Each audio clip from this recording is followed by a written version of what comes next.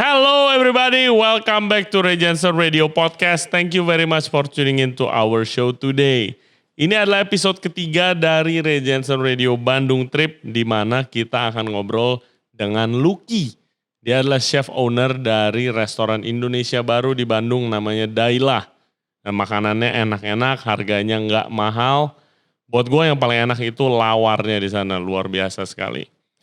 Dan dia punya story yang lumayan interesting. Dia pernah jadi tim kitchen di restoran Locavore dan juga tim opening di restoran award-winning Indonesian restaurant Nusantara by Locavore, di mana dia jatuh cinta sama makan Indonesia di situ sampai punya restoran Indonesia sendiri. As always guys, jangan lupa subscribe di Ray Jensen Radio YouTube channel. If you like this type of content, gua ngobrol sama orang-orang dari F&B, like the video and share it to your friends please. It will really help us a lot. Jangan lupa follow kita di Ray Jensen Radio di Instagram, juga follow kita di Spotify, Apple Podcast, Google Podcast, and Anchor app. Okay, please welcome Lucky dari restoran Daila. Enjoy the show.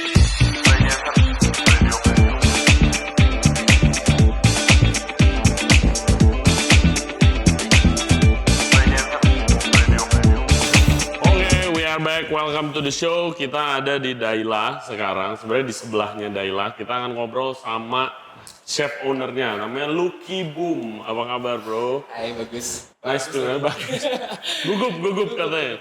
Nice to meet you. Thank you very much for coming to the show. Kenapa namanya Daila?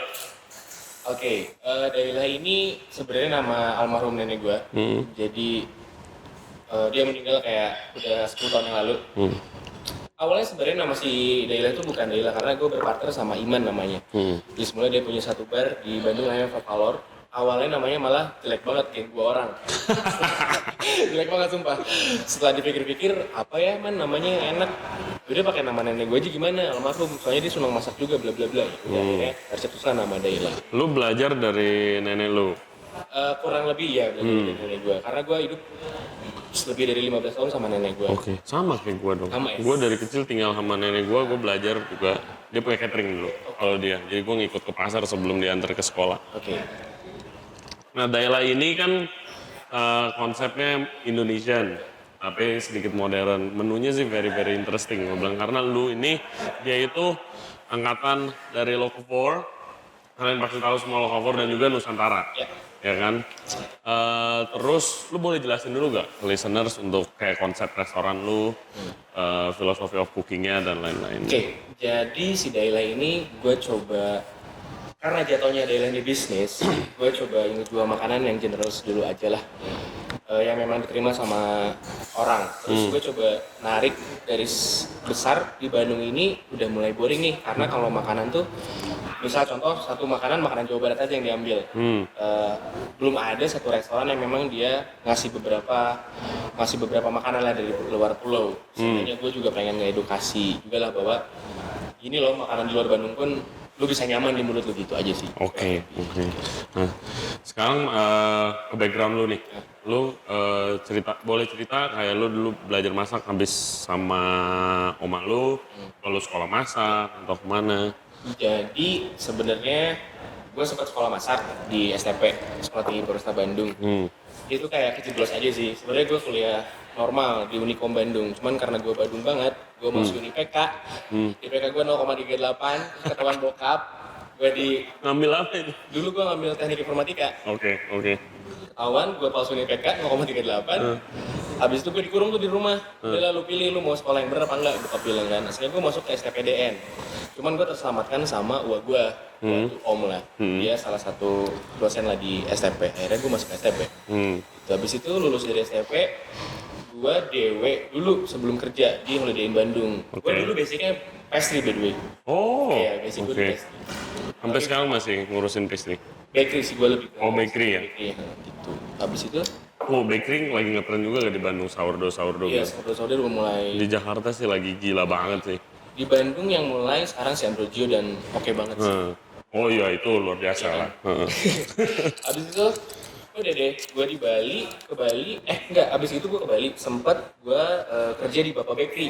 Bapak Bakery itu dia kayak supplier roti se-Bali gitulah, Oke, tempatnya oke. di Kerobokan. Gue balik ke Bandung, gue kerja di Holiday Inn Bandung. Jadi bakery juga setahun lebih lah. Abis itu gue ada kans ke Bali lagi, baru gue masuk Lokapor. Oke. Tapi waktu lu masuk Lokapor tuh, lu bukan orang hot kitchen, masih bakery gitu? Bukan, gue masih bakery. Jadi gue dulu dimasukin pertama tuh di Lokapor to go. Di Lokapor to go, cuman buat pastry-nya. Oke. Habis itu kayak aduh kayaknya sayang nih tempat bagus kalau gue nggak belajar gitu kan. Akhirnya gue minta, ada salah satu sous chef gue dulu namanya Mike, dia buka tempat juga sekarang di Bali namanya Sia House. Nah yang agak sedikit berjasa buat gue sih si Mike sama si James ada. Si Mike ini udahlah lu coba deh masuk ke hot, tapi gue masukin lu ke butcher dulu, terus lu support si barnya si Lokapor Night Rooster. Jadi gue cuman baru masak-masak buat support barnya si Lokapor aja. Oke. Nah, di situ gue kayak 4 bulan di situ, terus Lokapor kayak manggil gue, udahlah Lucky masuk Lokapor aja. Oke. Akhirnya gue mulai journey di Lokapor. Gimana di sana? Ini it's a very exciting restoran kan? Iya, minggu pertama gue nangis. Karena berat. Nangis berat, kayak semua yang gue kerjain, anjing kenapa salah terus gitu yang gue kerjain. Nangis gue, minggu pertama nangis. Terus di Lokapor tuh kayak di luar negeri gak sih yang long hours dari pagi sampai malam kerjanya gitu, long shift, terus ya menunya pasti prepnya gila kan, banyak banget ya kan? Jam kerja itu di Lokapor kalau boleh ngomong paling minim tuh 12, maksimal kita di 14 jam. Dan itu kayak buat orang pertama untuk Iya, kerja, badan belum biasa tuh, belum biasa gitu kan, semua pegel-pegel, belum pressure dari chef dan lain-lain. Tapi akhirnya gue nyadarin ini bakal jadi challenge dan jadi value buat gue. Gimana sih kayak Chef Ray sama Elke itu untuk mendidik anak-anaknya gitu? Gimana sih mereka? Apa mereka keras gitu, military atau gimana? Disebut military enggak ya, cuman dia ada satu yang sampai sekarang terngiang sama gue ya. Dia selalu bilang sama gue, Ki, lo make it nice or make it twice. Kalau lo make it twice, udah waktu kita sempit, Iya, buang-buang barang. buang barang segala rupa, waktu lu sempit lu pasti gugup, lu pasti nervous segala rupa, lu pasti dimarahin sama gue, tapi lu coba make it nice. Dari situ ketika gue belajar make it nice, gue jadi seorang yang disiplin kayak gitu sih. Oke. Keren banget sih. Iya, Sangat keren. iya mereka, gue tuh nggak pernah improve sama chef manapun kecuali ini nggak beres ya, kecuali sama Ray sama chef Ray sama chef Elke. Oke. Kayak gue, lu tau nggak chef ini? Oh nggak tahu. Lu tau nggak chef ini? Nggak tahu. Once waktu itu 2017 ada Juan Roca datang Iya. ke Lokapor. Anak-anaknya udah heboh, wah Juan Roca. Dan gue yang, siapa Juan Roca?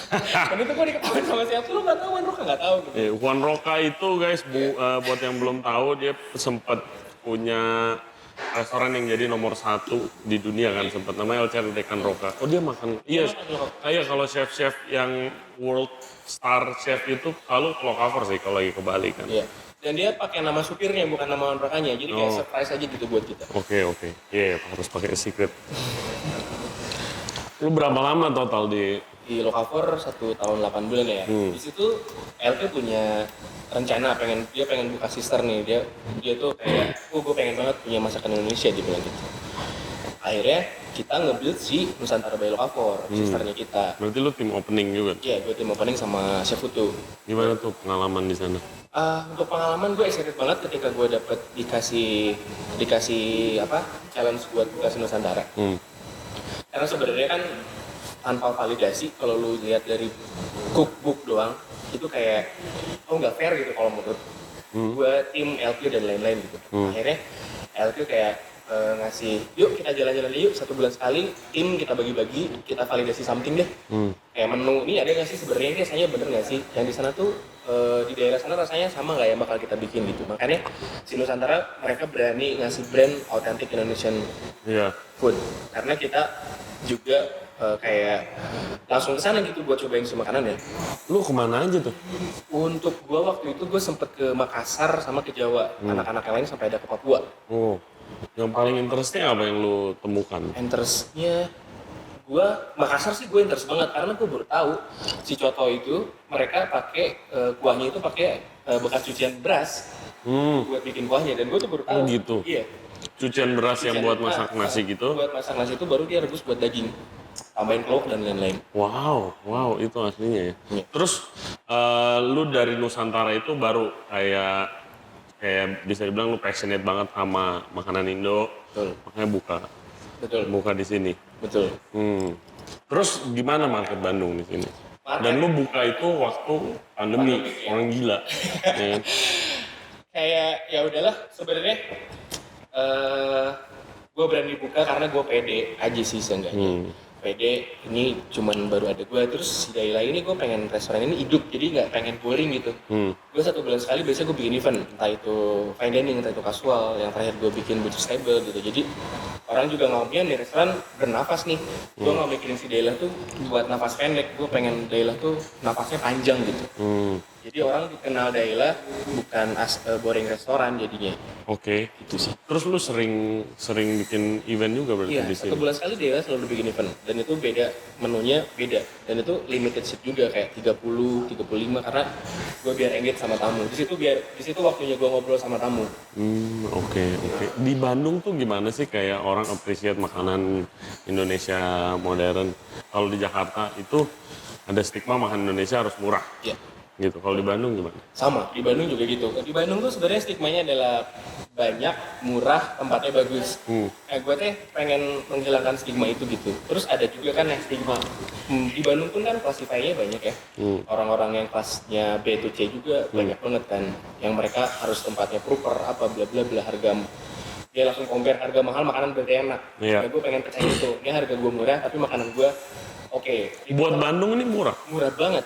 Buat Bandung, ini buat Jakarta sih murah gila banget. Ada yang 20 ribuan, restoran bagus mana ada gitu kalau. Gue sampai beberapa sama temen dan sama tamu gue pernah datang dimarahin sih. Wah ini kemurahan gila, dan gue sih ngambilnya biar mereka jadi repeater gue lebih dari 10 kali. Target market lu siapa sih? Target market gue sebenarnya keluarga sih, keluarga dan anak muda. Sebenarnya target gue adalah anak muda yang bakal menyampaikan bahwa ada restoran keluarga ini enak di sini. Makanya target gue adalah umuran 20 sampai 30 tahun ya, biar mereka penyampaian sama orang tua juga enak. Oke. Terus kita lagi minum apa nih? Ini enak banget nih, mocktail. Boleh jelasin nggak, ini udah habis. Mocktail yang hijau tadi apa? Yang ini apa? Ini nangka. Oke, ini mocktail partner gue yang bikin sih. Yang ini tuh ada dari bunga Elder flower. flower, terus ada sirup nanas. Oke. Bunga elder flower Aslinya. Di mana? Ada di sini. Oh, di sini ada. Ada Novio juga kan?